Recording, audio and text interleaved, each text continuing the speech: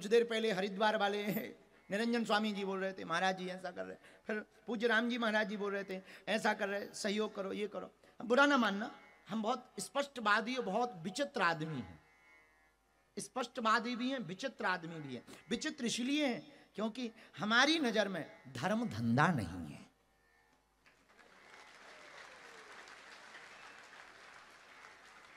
इसीलिए बागेश्वर धाम पर बहुत लोग आते।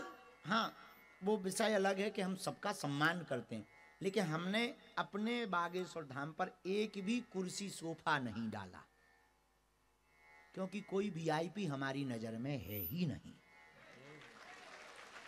और ये बात हमने कोई नई शुरू नहीं की, पाश्चात्य देशों में यही प्रथा है।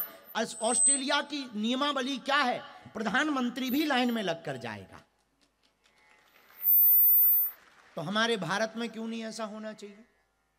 सब समान, सब समान है तो सब लाइन से चलते हैं। और हमारे यहां कुछ महान और कुछ असमान, सब बीच के बीच घुस जाते हैं।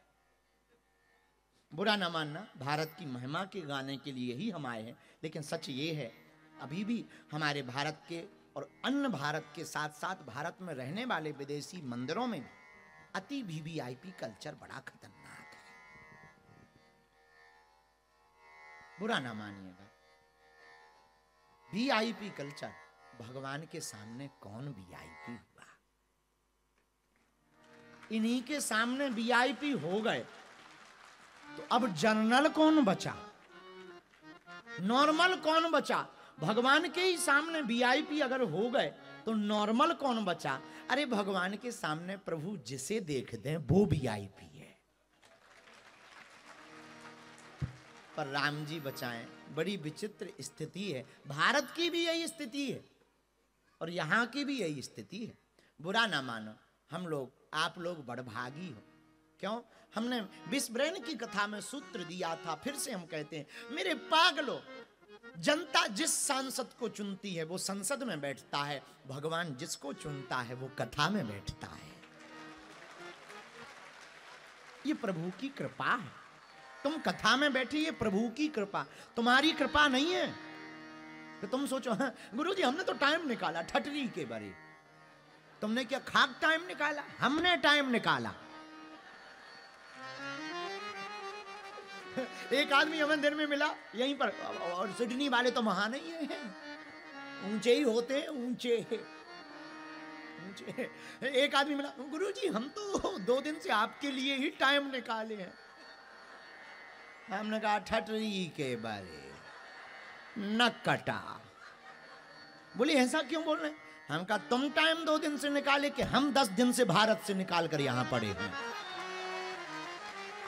थैंक यू हम तुमको बोले कि तुम हमको थैंक यू बोलो, हैं? हद हो गई यार। आदमी देखो कितना गजब का है, मतलब हम फ्री नजर आ रहे हैं,